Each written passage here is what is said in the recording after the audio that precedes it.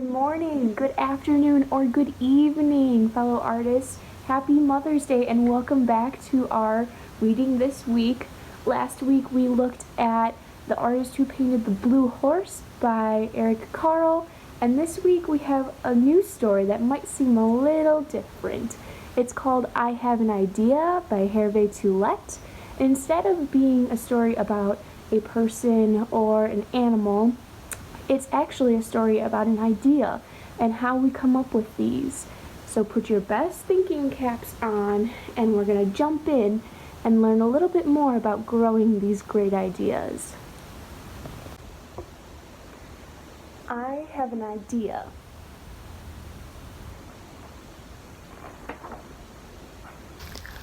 I always love that moment when suddenly you feel a pull of breath. Oh! I have an idea.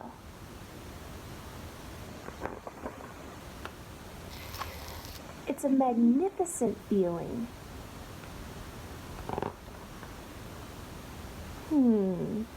But just what is an idea?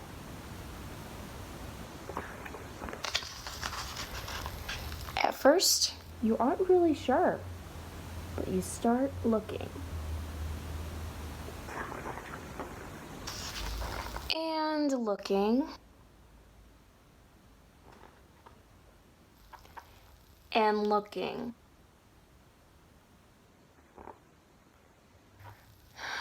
Nothing.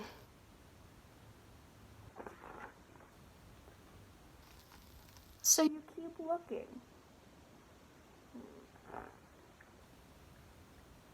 Some more.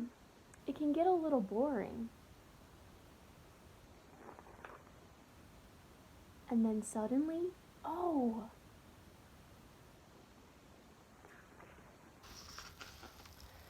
There it is, an idea. It's right there. It's new, it's different, there's nothing like it.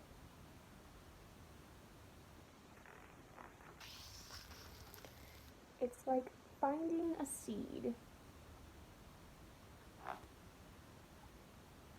which grows and grows and grows. And what do you do once you've found an idea?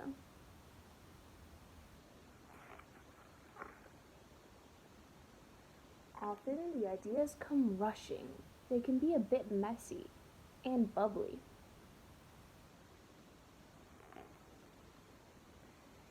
It's time to get to work.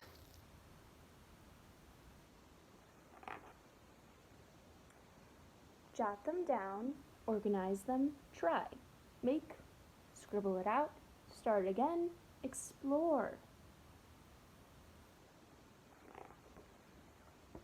And then finally, after all that work, you're there. Oof, a good idea.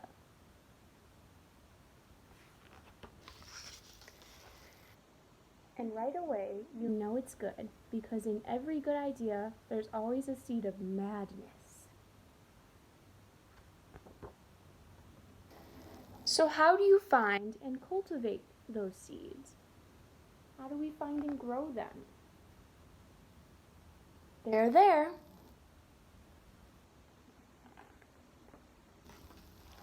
Everywhere in the world.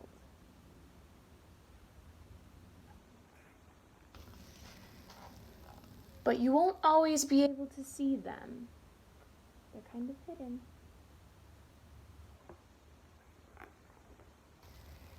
You have to look closely.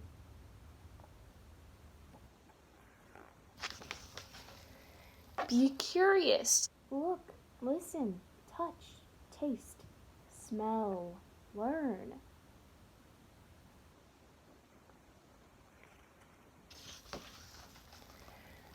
Because everything that you discover will find its way into your brain. sleeping with all the ideas coming from her brain. And then one day, while you're still looking, some of the seeds will cluster together, and then, oh!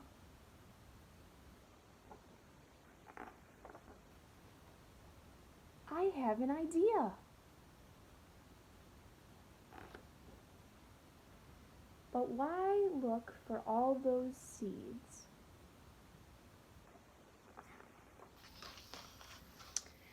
Maybe just for the fun of it. Maybe to change the world.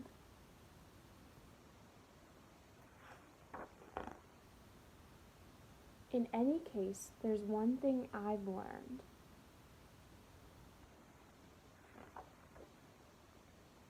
With looking,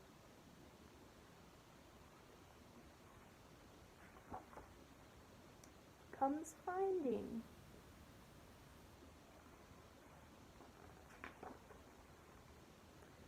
And so if you look, you too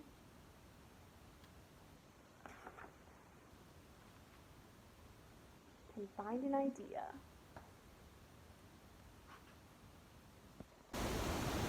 Now that we've learned a little bit more about what an idea is and how to grow it, let's find out what to do with it. As always, there's going to be 2 challenges or ways you can use your ideas. Number 1 is going to be kind of like the game I Spy, which you've probably played going on a road trip or you've seen in the books with all the different objects that you've had to find everywhere. A lot of ideas come from the things that we see around us. That could be a great way to remember or document them. For this, you are going to need a piece of paper and something to draw with. You can look for everything that has the same color, like a pair of blue jeans, or a blue ball in the backyard, or a blue pillow. Or you can practice reading and writing with this and draw everything that starts with an A or a different letter. Mine would be drawing an apple, and the attic in my house, and an ant crawling outside. When you're done, I'd love to see what you spied. Number 2 is going to require your imagination, so start by drawing a face, or someone else's face sleeping. You can do this really easily by drawing an oval, or kind of like an egg shape of the face, and then adding your eyes, your nose, your mouth, and of course a neck too. Above your head, so floating all around me, are going to be the ideas you were dreaming about, kind of like the ones that we read in the book. You can make them look a little bit different or more like real life, sort of like the word that we've used before, abstract. You can have them in a dream bubble, kind of like you see above someone's head in a comic book, or just floating all around you on the piece of paper. So what great things are you thinking about doing? As always, the possibilities here are endless, but never stop creating. Thank you all for joining me this week, and I can't wait to read with you a couple more times.